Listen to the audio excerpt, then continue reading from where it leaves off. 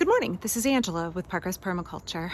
I'm standing in the backyard, way down at the back of my property. I have 1/4 acre here in Portland, Oregon. We are doing something big today, right down at the back. So there's tree collards behind me, and right here behind all of the mulberry and grape is my chicken coop, a little bit hidden. And then I have a cattle panel arch here. And this is the day that we are moving our baby poultry down into the garden. So we've been raising them. They've been sleeping in our neighbor's garage in little brooders overnight. And during the day, they have been penned in our garden and sometimes in our next door neighbor's garden. And they're all big enough now, robust enough, fully feathered. And it's time to start introducing them to the big girls. So what we've done down here is we've fenced off a portion of our poultry paddock so that the birds can see each other through the fence and get acquainted, but they cannot interact. So our pullets are still a little bit small. Our ducklings, while fully feathered, are not quite full size.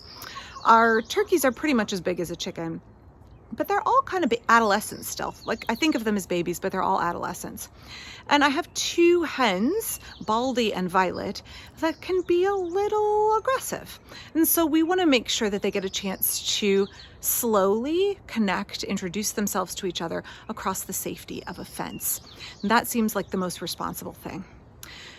And then after they've gotten acquainted for several days, we will have some supervised interactions where I let them interact with me hanging out with them to make sure nobody's getting picked on. We're still going to have them sleeping separately for a while, but I've found this kind of slow introduction strategy to be the best and most effective for our family at integrating new birds into the flock.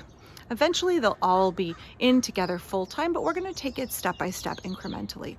So my babies are about to get a larger area in which to forage. They will get access visually to the adults, but they will still be safe. So here's the part of the garden where we keep our poultry. We have a 3 paddock system. This is one paddock that we are letting rest right now. I am working slowly on my edible hedgerow project. Here you can see there's still some big holes in it. I have roses that are thinking about blooming. As we move down through here, you can see my comfrey in flower, annual veggie garden here, and this is another paddock for my chickens over here. So we have 1 paddock, duck house, 2 paddocks, chicken coop, and then 3 paddocks in through here. So we rotate and let areas rest and regenerate. We let those seeds germinate and the bugs come back. And that way we produce a lot more of our own poultry forage. We don't let any area get totally decimated. So we're taking this corner of this run, and our baby birds are going to go down in here. They're going to get enclosed here. We use all free and scrounged fencing whenever possible. So free wire people don't want off Craigslist, pallet woods. We get our hinges at the rebuilding center. This is way down at the back of our garden. You can't see it from the street. I don't care if it doesn't look perfect. I would rather produce no waste and use leftover bits of stuff from elsewhere than purchase new materials. So we have everything effectively fenced off using a hodgepodge of resources. Again, I don't care if it doesn't look like it's from a magazine. I know that I am living my values. I know that I am not using any new resources. No new resources were consumed to build some temporary fencing down here. So they're gonna have lots of shade, lots of canopy. Here, oh, you can see all my mulberries. It's gonna be a great year for mulberries. They have canopy here to protect them from predators, to make them feel safe and secure. Chickens are jungle fowl and they love the overstory. Gonna be a good year for grapes too. So this is where we're gonna let them roam, and right over here. So this is the area where the big birds are roaming right now. You can see it's been very, very, very rainy and muddy. And also this is an area we are kind of mob grazing them in. I want them to get rid of all the weed seeds and bugs down here. You can see here's Violet. And that's Baldy. These are my 2 kind of more aggressive chickens. So we're just gonna give them a chance to get acquainted through the fence. Again, look at these mulberries, wow.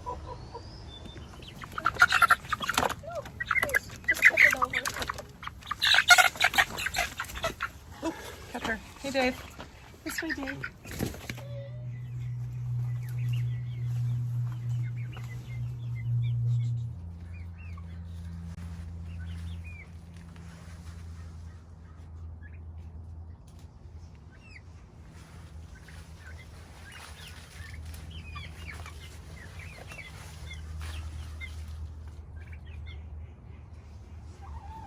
All right, let's go.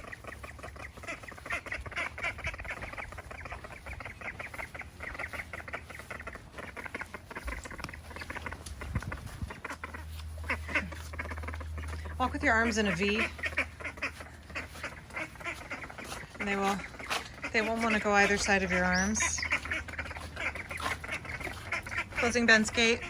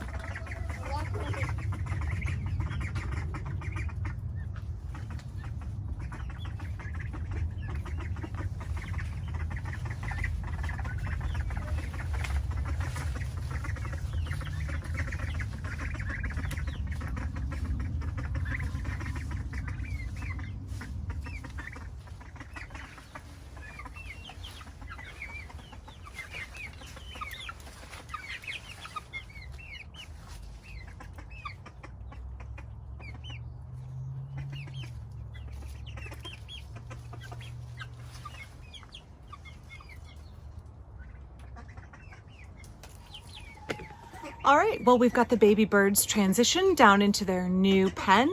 They seem pretty darn happy back here, and the adult birds are coming little by little up to the fence to check them out. They are very interested in what is going on down here. So we'll give them some time to get acquainted with each other through the fencing and slowly transition the adult flock in with the juvenile flock in a few days. Thanks for watching. I'll be back for my permaculture garden tomorrow.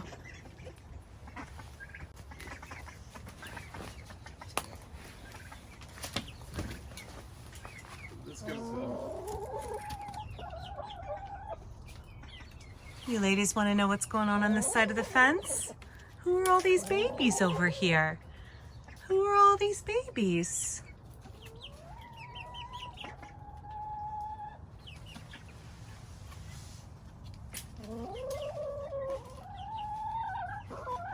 I'm getting a little bit curious, aren't ya?